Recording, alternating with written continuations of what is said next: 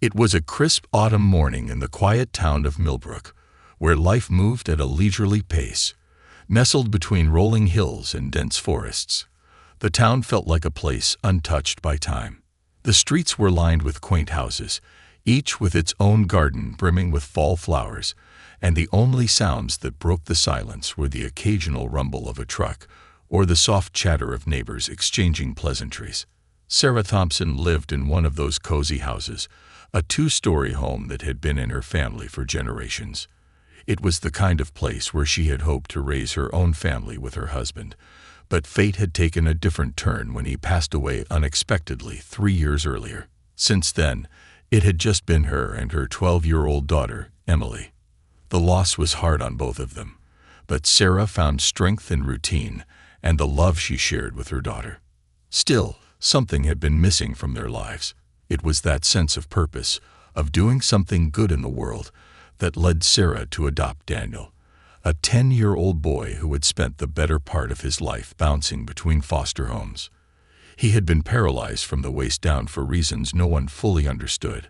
A tragic accident, the foster system had said. But there was a mystery to Daniel, something about him that made him different from the other children Sarah had considered adopting. Maybe it was his quietness, the way he seemed to watch everything around him with eyes far older than his years. Or maybe it was the fact that he had no one, and Sarah felt a pull to help. It had been a month since Daniel moved in, and life had settled into a new normal. Sarah would wake up early, make breakfast, and wheel Daniel to the bus stop for school while Emily rode her bike alongside them. Her days were filled with the typical hustle of teaching at the local elementary school, preparing lessons, grading papers, and managing a classroom of rowdy children.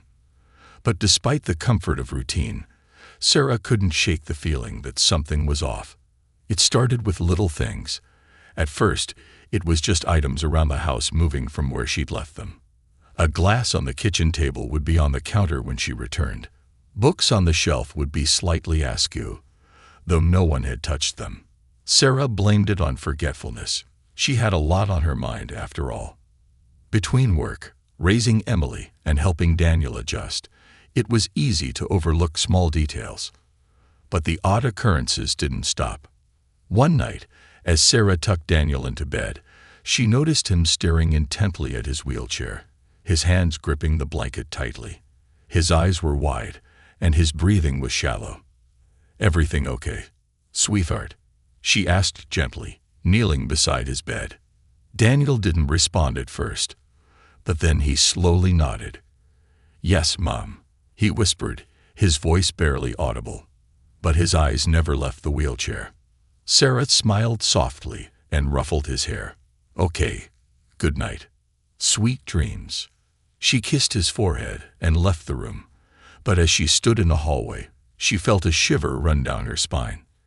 Glancing back through the crack in the door, she could see Daniel still watching his wheelchair with an intensity that made her uneasy, but she brushed it off as anxiety.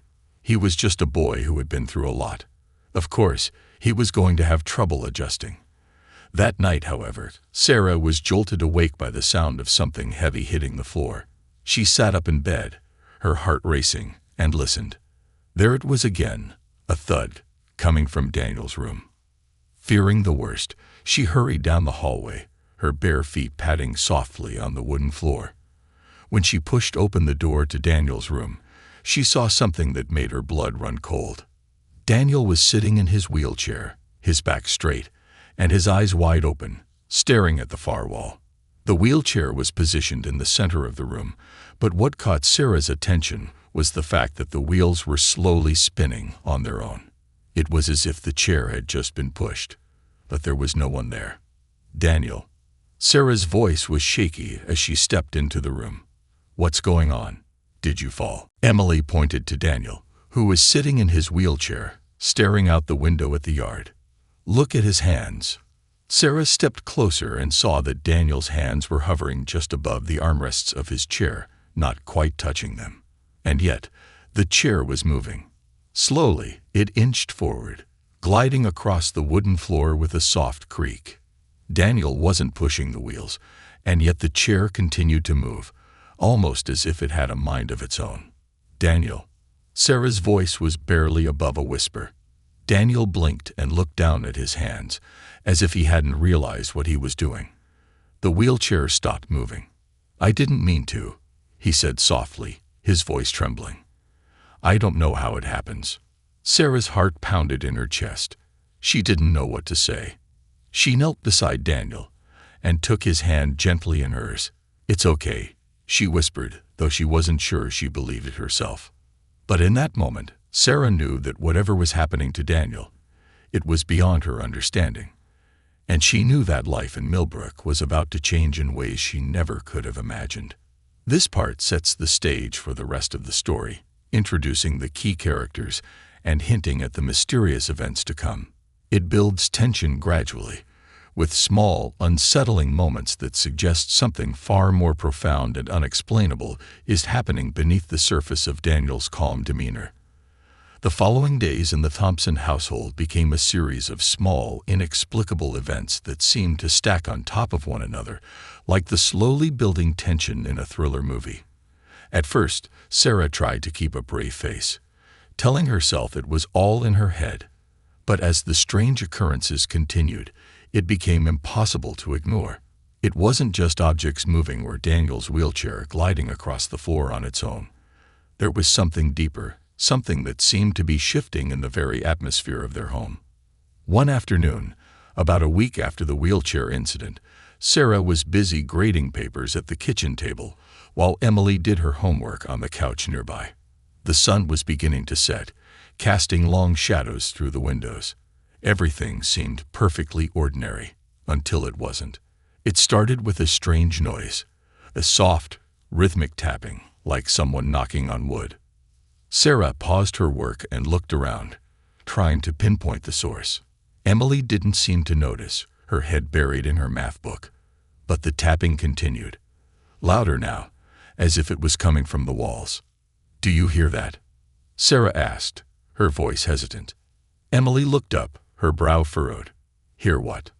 The tapping grew louder, more insistent, as if demanding to be acknowledged. Sarah stood up, her heart beginning to race. "That sound. It's like someone's knocking." Emily listened for a moment, and then shook her head. "I don't hear anything, Mom." Sarah swallowed hard. Maybe it was nothing. Maybe it was just the house settling, as old houses often did.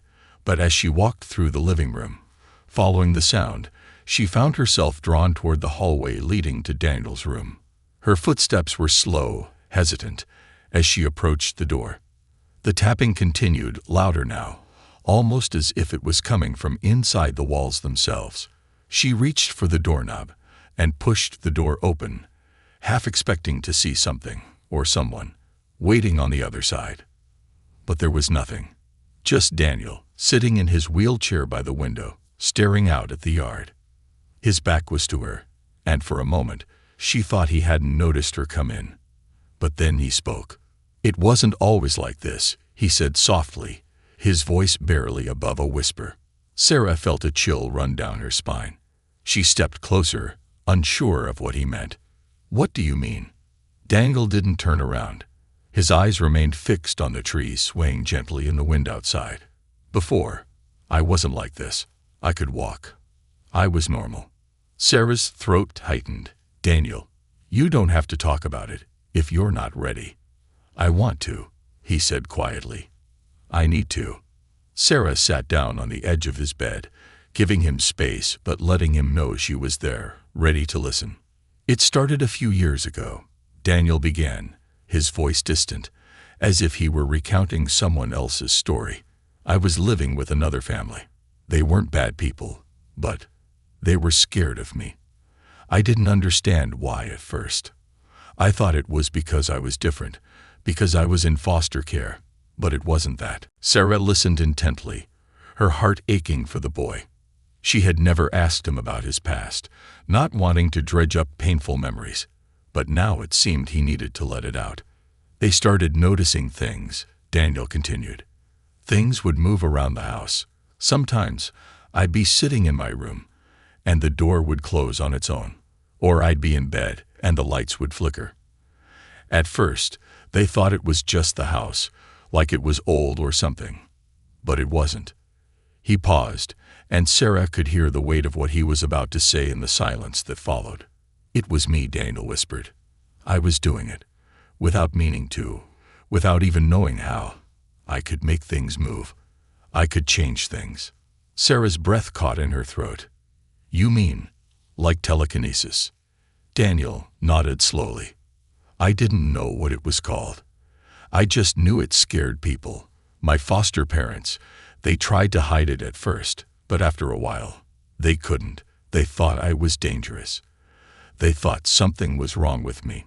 Sarah felt a surge of protective instinct. "Nothing is wrong with you, Daniel."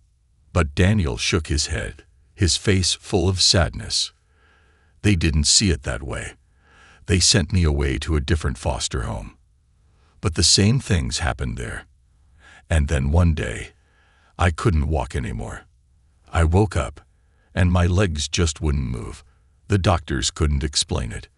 They said it was psychological, like my mind had shut down my body. But I knew what it was. It was because of the things I could do. I was afraid of myself." Sarah sat in stunned silence, trying to process what she was hearing. She had always known there was something different about Daniel, something more than just the trauma of being passed from one home to another. But this was beyond anything she could have imagined. "Why didn't you tell me?" Sarah asked softly, her voice thick with emotion. "I didn't want you to be afraid of me," Daniel whispered. "I didn't want you to send me away too." Sarah's heart broke at his words. She reached out and took his hand, squeezing it gently. "Daniel, I would never send you away. Never." He finally turned to look at her, his eyes wide and filled with a vulnerability that pierced her to her core. "I can't control it," he said, his voice trembling. "Sometimes, when I get scared or upset, things happen. Things move, or break, or—" Sarah interrupted, pulling him into a hug. "It's okay, we'll figure this out together." But even as she said the words, she felt a deep sense of uncertainty. How could she protect Daniel from something she didn't even understand? And more importantly, how could she keep the rest of the town from finding out? As the days passed, Sarah kept Daniel's secret close to her chest, telling no one, not even Emily. But the tension in the house was palpable. Every time something small moved on its own, every time a door closed with no wind to push it, Sarah's heart would race. She could tell that Daniel was trying to keep his abilities in check, but the strain was taking a toll on him. One evening, as the family sat down for dinner, the tension finally broke. They were halfway through their meal when the lights in the dining room began to flicker. Sarah's hand froze in midair, the fork hovering just inches from her mouth. Emily looked up from her plate, her brow furrowed in confusion. "What's going on with the lights?" Emily asked, glancing around the room. Sarah exchanged a glance with Daniel, who sat across from her, his face pale, and his hands trembling. "It's just the storm," Sarah said quickly, though there was no storm. "Maybe it's messing with the power." But the lights continued to flicker, more rapidly now, casting long, eerie shadows across the walls. Emily's confusion turned to fear. "Mom, what's happening?" Before Sarah could answer, a loud crash echoed from the kitchen. The plates stacked on the counter flew off, smashing into the floor. Sarah jumped up, her heart pounding in her chest. "Daniel," she cried, her voice filled with panic. "I'm not doing it," Daniel shouted, his voice cracking with fear. "I can't stop it." The table began to shake, the chairs creaking as they shifted on the floor. Sarah rushed to Daniel's side, her arms wrapping around him as if she could somehow shield him from what was happening. "It's okay," she whispered, though she didn't believe it herself. "We'll figure this out." The chaos in the house continued for several minutes, lights flickering, objects moving on their own. Until, as suddenly as it had started, everything stopped. The house fell silent, save for the sound of Sarah's ragged breathing. Emily stared at her mother, her eyes wide with fear. "Mom, what's going on?" Sarah didn't have an answer. All she knew was that their lives had changed in ways she couldn't begin to understand. And now she had to protect Daniel, not just from the world, but from himself. The tension was building, and Sarah could feel the weight of it pressing down on her. The mystery of Daniel's powers, the fear of what would happen if anyone found out. It was all too much. But as she sat there, holding Daniel close, she knew one thing for certain. The days that followed the chaotic dinner were like living in a waking nightmare for Sarah. Every creak of the house, every gust of wind against the windows, felt like it might trigger another event. Daniel, though trying to appear composed, was clearly struggling to keep control of something that terrified him more than it did Sarah. But what scared Sarah the most wasn't the strange occurrences, it was the growing distance between them. The once quiet and timid boy was becoming increasingly withdrawn, as if the weight of his secret was crushing him from the inside out. Sarah's mind buzzed with questions. How could a child, once confined to a wheelchair, possess powers that defied logic? More than that, what did it mean for Daniel and their family? She was beginning to realize that the situation was spiraling beyond her ability to manage. She needed answers, but most of all, she needed to protect Daniel. But how do you protect someone from something you can't understand? The following week, Sarah began her search for clues. She started by digging through Daniel's adoption papers, hoping to find some record or hint of his strange abilities. The papers, however, were a dead end. Everything about his adoption was in order, at least on the surface. Yet something gnawed at her. She remembered the social worker's uneasy expression when they had met for the final time. It had been a brief look, quickly masked by professionalism, but now it stood out in her memory like a flashing red light. That's when she made the decision to visit Daniel's old foster family, the one where things had started to go wrong. The next morning, Sarah took the day off from work and drove to the address she had found in Daniel's file. The house was in a different part of town, older, less well-kept than the picturesque homes of Millbrook. The lawn was overgrown, the windows smudged with dust, and the paint on the front porch was peeling in wide, curling strips. It was the kind of place where you could feel the history of secrets hiding in the cracks of the walls. Sarah knocked on the door, her heart pounding in her chest. She wasn't sure what she hoped to find. Perhaps some explanation for Daniel's condition, or maybe even a lead that would help her understand the events unfolding at home. The door creaked open after what felt like an eternity, revealing a woman in her mid-40s. Her hair was a dull shade of brown, and her face was etched with lines that spoke of stress and exhaustion. "Can I help you?" the woman asked, her voice flat and devoid of any warmth. "I'm sorry to bother you," Sarah began, her voice shaky with nerves. "I'm Sarah Thompson, and I've recently adopted a boy who was once in your care. His name is Daniel." The woman's expression didn't change, but her eyes darkened. "Daniel," she repeated, as if the name itself was a burden. "Yes," Sarah continued, choosing her words carefully. "He's been having some difficulties, and I thought maybe you could help me understand more about his past." The woman leaned against the doorframe, her arms crossed over her chest. "I don't know how much help I'll be," she said, her tone clipped. "We did our best with him, but things started happening. Things we couldn't explain. That's why we had to let him go." The days that followed the chaotic dinner were like living in a waking nightmare for Sarah. Every creak of the house, every gust of wind against the windows, felt like it might trigger another event. Daniel, though trying to appear composed, was clearly struggling to keep control of something that terrified him more than it did Sarah. But what scared Sarah the most wasn't the strange occurrences, it was the growing distance between them. The once quiet and timid boy was becoming increasingly withdrawn, as if the weight of his secret was crushing him from the inside out. Sarah's mind buzzed with questions. How could a child, once confined to a wheelchair, possess powers that defied logic? More than that, what did it mean for Daniel and their family? She was beginning to realize that the situation was spiraling beyond her ability to manage. She needed answers, but most of all, she needed to protect Daniel. But how do you protect someone from something you can't understand? The following week, Sarah began her search for clues.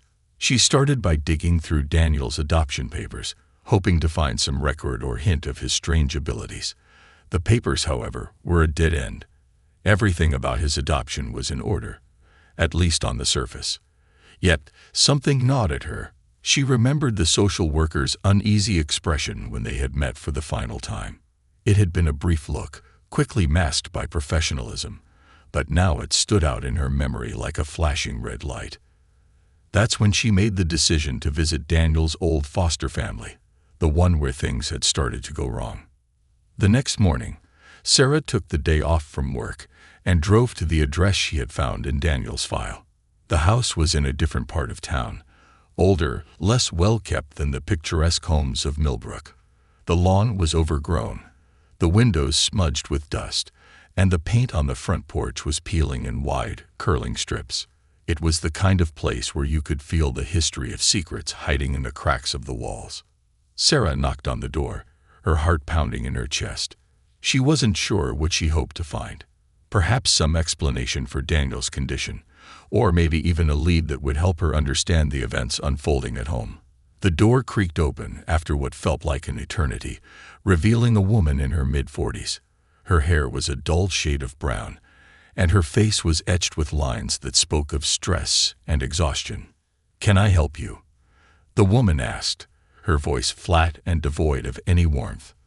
"I'm sorry to bother you," Sarah began, her voice shaky with nerves. "I'm Sarah Thompson, and I've recently adopted a boy who was once in your care. His name is Daniel." The woman's expression didn't change, but her eyes darkened. "Daniel," she repeated, as if the name itself was a burden. "Yes," Sarah continued, choosing her words carefully. "He's been having some difficulties, and I thought maybe you could help me understand more about his past." The woman leaned against the doorframe, her arms crossed over her chest. "I don't know how much help I'll be," she said, her tone clipped. "We did our best with him, but things started happening. Things we couldn't explain. That's why we had to let him go." Sarah's heart sank. She had feared this, but hearing it out loud made it real. "What kind of things?" The woman's eyes darted to the side, as if she didn't want to relive the memories.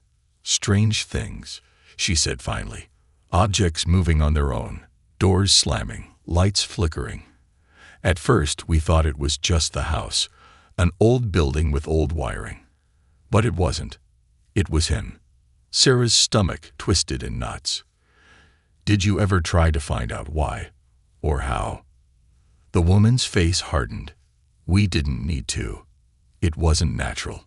And we weren't going to keep a child in our home who could do things like that. My own children were terrified of him." Her voice grew colder. "You should have been warned. They should have told you before you took him in." Sarah swallowed the lump in her throat, anger bubbling beneath the surface. "He's just a boy. He's not dangerous." The woman's expression didn't soften. "That's what we thought, too. Until the night everything went wrong." Sarah leaned in, compelled by the cryptic statement. "What happened that night?" The woman hesitated, her fingers tightening around the doorframe, as if it was the only thing keeping her from collapsing under the weight of the story. "It was a stormy night," she began, her voice low. "Thunder, lightning. Just the kind of weather that makes everything feel more intense. Daniel had been upset that day. We didn't know why, but he'd been acting strange.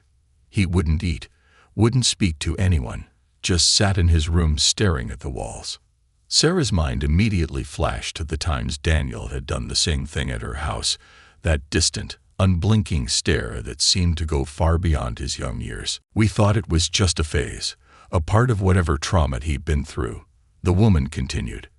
"But that night, things got worse. Much worse. The power went out during the storm, and we lit candles around the house. My husband went to check on the generator, and I stayed inside with the kids. That's when I heard the banging. Loud, like someone was throwing things across the room. I ran to Daniel's room, but when I opened the door, I saw something I'll never forget." She paused, her eyes wide and glassy, as if reliving the moment. The furniture in his room was moving on its own.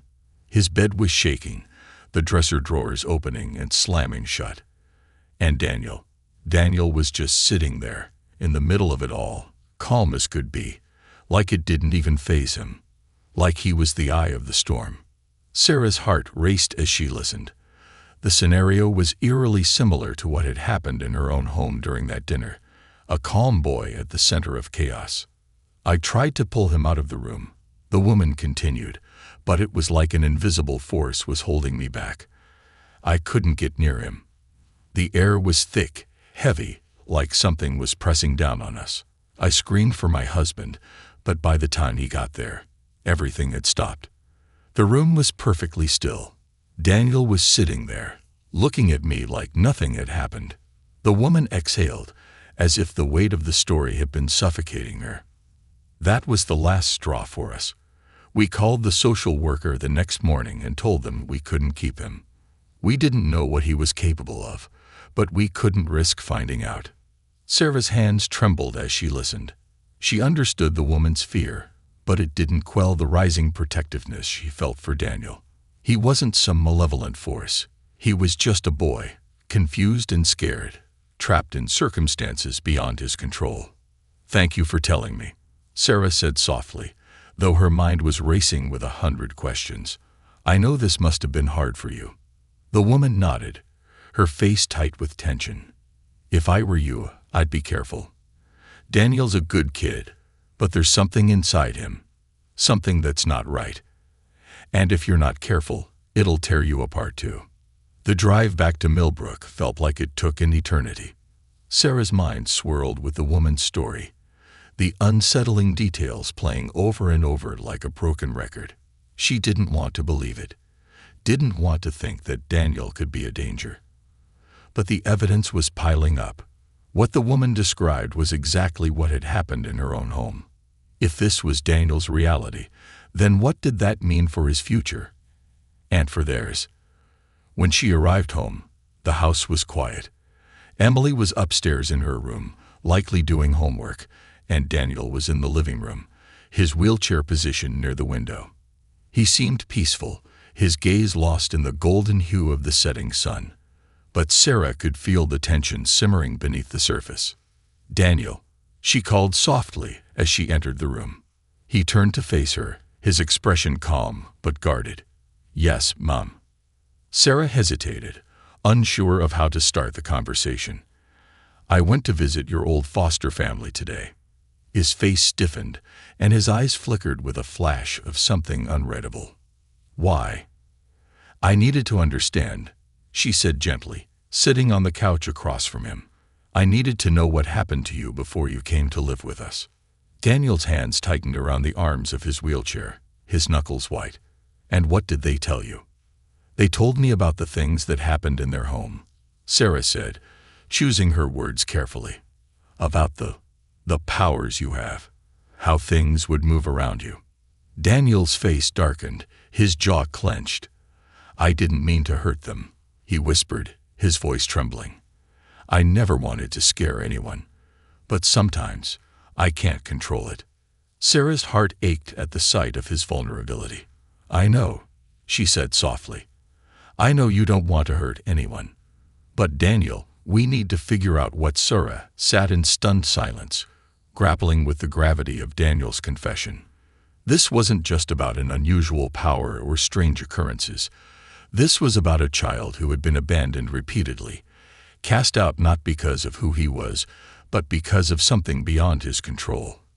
The mother in her wanted to protect him, to shield him from the world that had failed him so many times before. But how could she protect him from something neither of them truly understood? "Daniel," she said softly, trying to meet his gaze, "I know you didn't mean to hurt anyone.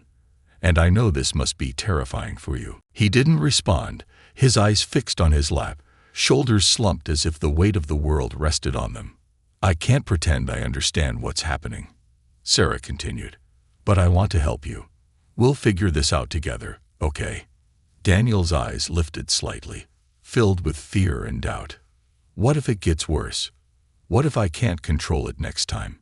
His voice cracked, and for a moment, Sarah saw the terrified boy beneath the powers, the child who had been through so much already. She knelt down in front of him, taking his hands in hers. "You won't have to go through this alone," she promised. "We'll find a way. But Daniel, I need you to be honest with me. No more hiding." There was a long pause as Daniel wrestled with his emotions. Finally, he nodded. "Okay."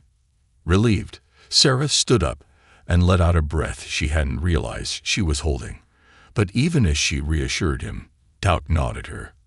How could they navigate something so unknown? Where could they even begin? She couldn't go to the authorities. Who would believe her? And if they did, what would happen to Daniel? Would he be taken away again, subjected to more tests, more trauma? The thought made Sarah's heart ache. No, she couldn't let that happen. There had to be another way. That night, after putting Emily to bed, Sarah sat at the kitchen table with her laptop open in front of her. She typed telekinesis into the search bar, unsure of what she would find. The results were as strange and varied as she had feared. Conspiracy theories, articles about psychic abilities, and a handful of questionable scientific studies. Nothing that gave her any concrete answers. She clicked through pages and pages, hoping for something, anything, that could explain what Daniel was going through. Hours passed, and fatigue began to settle in, but Sarah was determined not to give up. Just as she was about to close her laptop in frustration, she stumbled upon a forum dedicated to parents of children with unusual abilities. Most of the posts were full of fantastical stories. Children who claimed to see ghosts, kids who could move objects with their minds. But one post caught Sarah's attention. It was written by a woman who described her own son as having telekinetic powers, much like Daniel. The woman talked about how her son's abilities had manifested during times of extreme emotion, fear, anger, anxiety, and how they had been working with a specialized therapist to help him control his powers. Sarah's heart leaped. This was the first real lead she had found, something that didn't dismiss Daniel's abilities as mere imagination. She quickly wrote down the name of the therapist mentioned in the post, Dr. Richard Marlowe, a child psychologist specializing in cases of unexplained phenomena. The post said that he worked out of a private clinic in a nearby city. Sarah wasted no time in searching for his contact information, hoping that this might finally be the help Daniel needed. The next morning, Sarah called the clinic and was surprised when Dr. Marlowe himself answered the phone. His voice was calm, almost soothing, and after she explained the situation as delicately as she could, he agreed to meet with them the following week. Sarah hung up, feeling a mixture of relief and anxiety. This was a step forward, but it was also terrifying. How would Daniel react to the idea of seeing a therapist? Would he feel like she was trying to fix him, like something was wrong with him? And what if Dr. Marlowe couldn't help? What then? She pushed the thoughts aside for now. All she could do was take things one step at a time. The weekend came, and Sarah tried to keep things as normal as possible. She didn't want to scare Daniel or make him feel like he was a problem that needed solving. But despite her efforts, the tension in the house was palpable. Daniel was quieter than usual, spending most of his time in his room, while Emily, though unaware of the full situation, sensed that something was off. On Sunday evening, Sarah decided it was time to have a conversation with Emily. She sat her daughter down at the kitchen table, unsure of how much to reveal. "Emily, honey," Sarah began gently, "you know how things have been a little strange around the house lately." Emily nodded, her eyes wide with curiosity. "Yeah, like when the lights flicker and sometimes things move. What's going on, Mom?" Sarah hesitated. "There's something about Daniel that we didn't know when we adopted him. He's special. He can do things that other people can't. But it's not his fault. He doesn't mean to scare anyone." Emily frowned. "Like magic?" "Not exactly," Sarah said, "but sort of. He can move things without touching them. We're trying to help him understand it better." Emily's eyes widened. "Wow. Is he like a superhero?" Sarah smiled, though her heart was heavy. "He's just a regular boy who's been through a lot. It's important that we help him. Okay. And we need to keep this between us for now. Can you do that?" Emily nodded solemnly. I won't tell anyone, Mom. I promise. Sarah leaned over and kissed her daughter's forehead, feeling a brief moment of relief.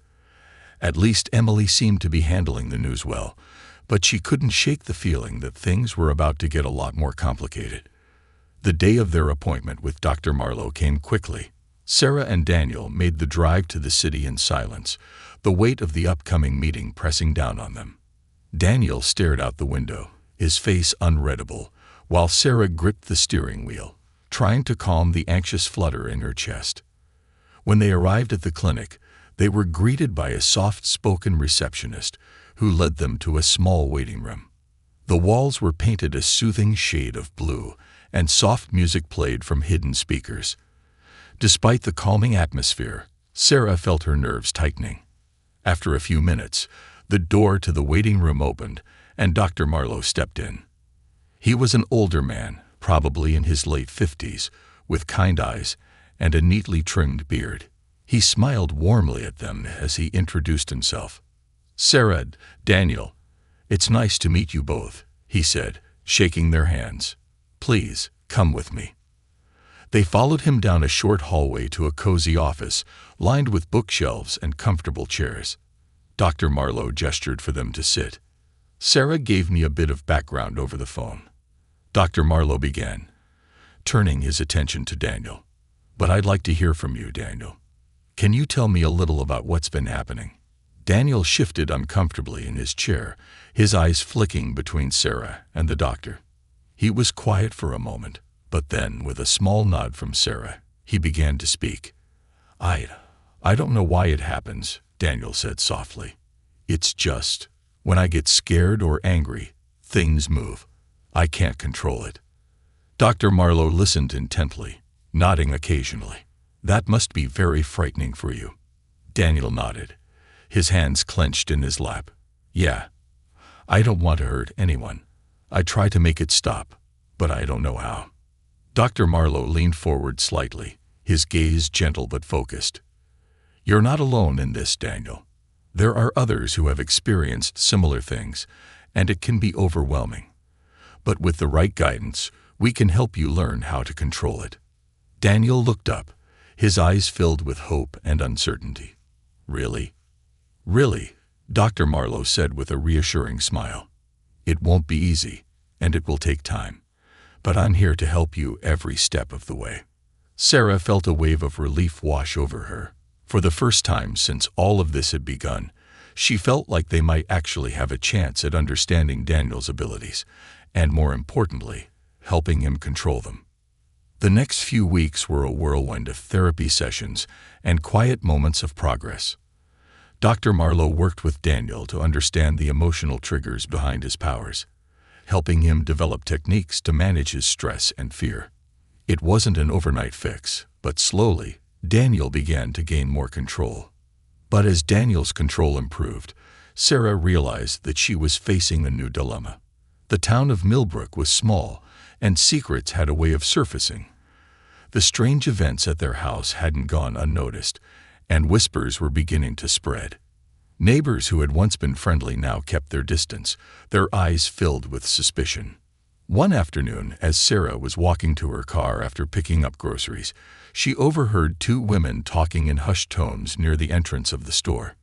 Did you hear about the Thompson boy? The rumors about Daniel began to spread like wildfire through the small, tight-knit town of Millbrook. For weeks, Sarah had been trying to keep her head down, hoping that the strange events in her home had gone unnoticed. But in a town as small as Millbrook, where everyone knew everyone else's business, secrets didn't stay buried for long. As Sarah overheard the women gossiping outside the grocery store, her stomach dropped. She ducked behind a row of carts, her heart pounding in her chest as she strained to hear the conversation. Yeah, I heard it from my sister, one woman was saying. She lives a few streets down from the Thompsons. Said she saw the lights in their house flickering all night a few weeks back. And then there was that strange noise, like furniture being thrown around. The other woman gasped. You think the boy did that? What's wrong with him? I thought he was in a wheelchair. That's the thing, the first woman continued, lowering her voice. Apparently, he's not just in a wheelchair. Some people are saying he has powers. Powers. The second woman scoffed. Like what? Magic? I don't know, but people are talking. The first woman said, shaking her head. Strange things have been happening at their house ever since he moved in. Maybe they're hiding something. Sarah couldn't listen anymore. She grabbed her shopping bags and hurried to her car, her hands shaking as she fumbled with the keys. The drive home was a blur, her mind racing with a mixture of fear, anger, and guilt. She had tried so hard to protect Daniel, to keep his secret safe, but now it seemed like the whole town was beginning to suspect that something wasn't right. When she arrived home, the house was quiet, but the tension in the air was palpable. Daniel was in his room, and Emily was doing her homework at the kitchen table. Sarah set the groceries down on the counter, her mind still reeling from what she had overheard. "Mom." Emily's voice cut through her thoughts. "Is everything okay?" Sarah forced a smile and nodded. "Yes, sweetheart. Everything's fine. Just a long day." But even as she said the words, she knew they were a lie. Things were far from fine. That night, after dinner, Sarah sat down with Daniel in the living room. The fire crackled softly in the fireplace, casting a warm glow over the room, but there was an undeniable tension hanging in the air. "Daniel," Sarah began gently, her voice steady but filled with concern. "We need to talk." Daniel looked up from the book he was reading, his eyes wary. He had sensed the growing unease in the house, though Sarah had done her best to shield him from the rumors swirling through town. "I overheard something today," Sarah continued, choosing her words carefully. "People in town, they're starting to talk. They've noticed the strange things that have been happening here." Daniel's face paled, and he lowered his gaze, guilt and fear washing over him. "I'm sorry," he whispered. "I didn't mean for any of this to happen." Sarah reached over and placed a comforting hand on his shoulder. "I know you didn't, sweetheart. This isn't your fault. But we have to be careful now. People don't understand what's happening, and when they don't understand something, they get scared." Daniel swallowed hard, his hands trembling slightly in his lap. "What if they find out? What if they think I'm dangerous?" Sarah's heart ached at his words. She had seen the looks people gave him when they passed by, the whispers that followed them whenever they were out in public. The town was small, and fear had a way of magnifying even the smallest oddities. "We'll figure this out," Sarah said firmly, trying to project strength even though she was filled with her own doubts. "But you need to be extra careful. No more using your powers, especially not in public. Can you do that?" Daniel nodded, though his expression was pained. He didn't like hiding who he was, but he understood the gravity of the situation. "I'll try." The next few days were tense. Sarah could feel the eyes of the town on them wherever they went. At the grocery store, at the school, even at the park. People watched her and Daniel with suspicion, as if they were waiting for something to happen, for the rumors to be confirmed. Emily, who had overheard some of the whispers at school, became increasingly protective of her brother, refusing to let anyone speak badly about him. One evening, while Sarah was folding laundry in the living room, she heard a knock on the front door. Her heart skipped a beat, anxiety tightening in her chest as she walked to the door and opened it. Standing on the porch were two men. One of them was Sheriff Tom Grady, a broad-shouldered, grizzled man in his 50s who had known Sarah's family for years. The other was a man Sarah didn't recognize, tall and thin, with a sharp, almost predatory look in his eyes. "Evening, Sarah," Sheriff Grady said, tipping his hat. "Mind if we come in for a minute?" Sarah's heart pounded. She knew why they were there. "Of course, Sheriff," she said, stepping aside to let them in. The two men walked into the living room, their eyes scanning the space as if they were searching for something out of place. The air felt thick with tension, and Sarah's pulse raced as she tried to remain calm. "This is Mr. Parker," the sheriff said, gesturing to the man beside him. "He's with the Child Protective Services Division. We've had some Reports about strange things happening around your house. Sarah's stomach dropped, but she kept her face neutral. Reports. What kind of reports? Mr. Parker stepped forward, his expression cold and professional. We've received several complaints from neighbors about unusual activity. Lights flickering, objects moving on their own. Some people are concerned about the safety of your children, particularly your son. Sarah's blood boiled at the implication.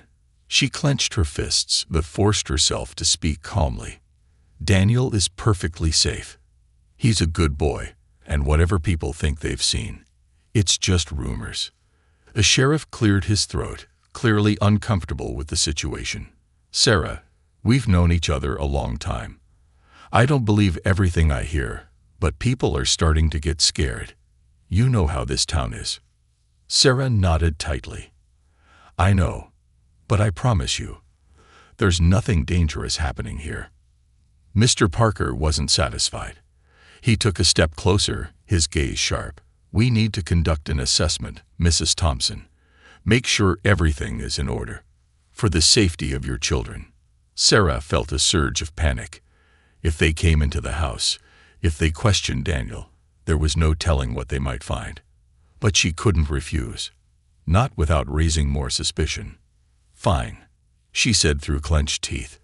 Do what you need to do. The next hour was one of the longest in Sarah's life.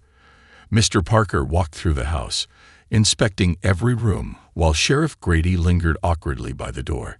Daniel stayed in his room, but Sarah could feel his fear radiating through the walls.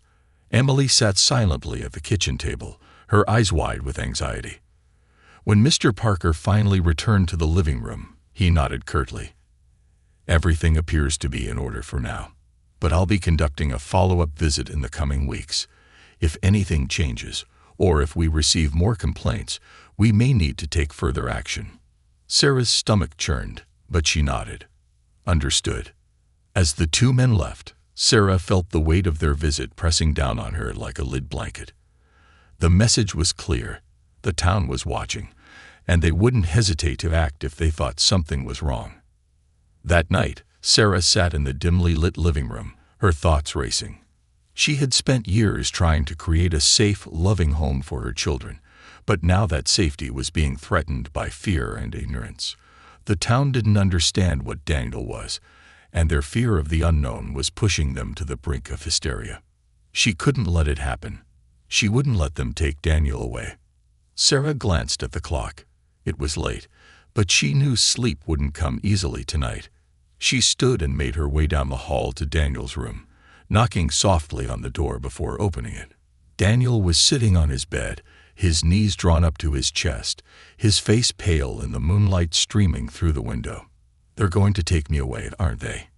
He whispered, his voice small and trembling. Sarah's heart broke at the fear in his voice. She crossed the room and sat beside him, pulling him into a tight hug. No, she said firmly. I won't let them. But how? Daniel asked, his voice thick with emotion. Everyone's scared of me. Sarah pulled back slightly, cupping his face in her hands. Listen to me, Daniel. I don't care what the town thinks. You're my son, and I will protect you, no matter what. We'll figure this out together. But you have to trust me, okay? Daniel looked up at her, his eyes filled with tears. Okay. The weight of Sheriff Grady's visit and a looming threat from Mr. Parker lingered heavily on Sarah's shoulders as the days passed. The once comforting small town of Millbrook had become a place filled with suspicion and fear. The stares from neighbors, the whispers behind her back, all of it was building towards something inevitable, something Sarah feared she could no longer control. She knew, deep down, that staying here wasn't an option anymore. The town would eventually force their hand, and the authorities might take Daniel away if they saw him as a danger. But Daniel was not a danger. He was her son. A son who had been through enough in his short life, shuffled from home to home, misunderstood and feared. Sarah had fought too hard to give him a stable life, and she wasn't about to lose him now. If they had to leave Millbrook, so be it. It was a late evening, and the house was quiet. Emily was asleep in her room, exhausted after another long day at school. Daniel sat quietly by the living room window, gazing out at the darkened street. The soft hum of crickets filled the air, but there was a palpable tension that seemed to thrum through the walls. Sarah knew what she had to do, but the thought of uprooting her family was overwhelming. It wasn't just about leaving behind the house or the memories they had created here. It was about the future. Where could they go that would truly be safe? As she sat across from Daniel, watching him silently, she realized that she wasn't just afraid for him. She was afraid of him too. Not in the way the town feared him, but afraid of what might happen if they couldn't help him control his abilities. It was clear now that they were growing stronger, more volatile, and while Daniel did his best to suppress them, the powers seemed to respond to his emotions with greater intensity each day. "I think it's time we leave," Sarah said softly, breaking the silence. Daniel looked up at her, his face full of sorrow and confusion. "Leave? Where would we go?" "I don't know yet," she admitted, "but it's not safe here anymore. The people in this town, they're scared, and when people are scared, they do things they regret." Daniel's gaze dropped back to the window. "They'll be scared of me wherever we go."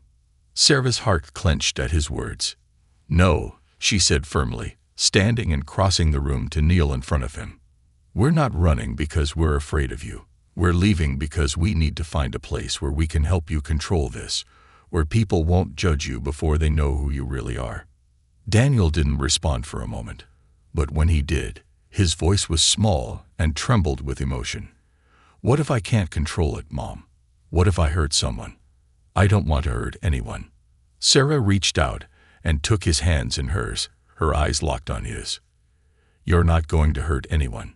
You've never wanted to hurt anyone, and that's what matters. We'll figure this out, together." Daniel swallowed hard, nodding slowly, though the doubt still lingered in his eyes. "What about Emily? What about school? We can't just disappear." "We'll figure it out," Sarah reassured him. "But first, we need to make sure you're safe. That we're safe." She grabbed Daniel's shoulders, trying to steady him. "Look at me, Daniel. Focus. You can control this." Tears streamed down Daniel's face as the objects around the room continued to rattle and shake. The wind howled louder outside, and Sarah could hear the distant sound of sirens. Someone must have called the police. Time was running out. "Mom, I'm scared," Daniel sobbed, his voice breaking. "I know," Sarah said, her voice calm but urgent. "But you can do this. You have to do this." For a moment, it felt like everything around them slowed down. Sarah could see the fear in Daniel's eyes, but beneath that fear, there was something else, something stronger. Determination. He didn't want to be the source of this chaos. He wanted to stop it. And that was enough. Slowly, the objects in the room began to settle. The vibrations eased, the floating items gently lowered back to their original positions. The tension in the air seemed to dissipate, replaced by a calm stillness. Daniel collapsed into Sarah's arms, his body shaking from the effort. But he had done it. He had taken control. The sirens outside grew louder, and Sarah knew they didn't have much time. The next day, Sarah began quietly making arrangements. She reached out to a few contacts in nearby cities, people who might be able to help them relocate without too many questions. But even as she made plans to leave, something in her resisted the idea of running. She had always believed in facing her problems head-on, and this felt like giving up. But what choice did she have? Daniel's abilities were unpredictable, and as much as she wanted to believe in his control, the recent incidents had shown her how fragile that control truly was. She spent the next week packing their belongings in secret, preparing for the day when they would leave Millbrook behind. Emily didn't fully understand why they were leaving, but she trusted her mother's judgment. Daniel, on the other hand, grew quieter with each passing day, his guilt and fear weighing heavily on him. It was a stormy Thursday night when everything came to a head. The winds howled outside, rattling the windows and sending sheets of rain pounding against the house. The electricity flickered on and off, casting the rooms in eerie, strobe-like flashes of light. Sarah had been packing the last of their things when she heard a loud crash from downstairs.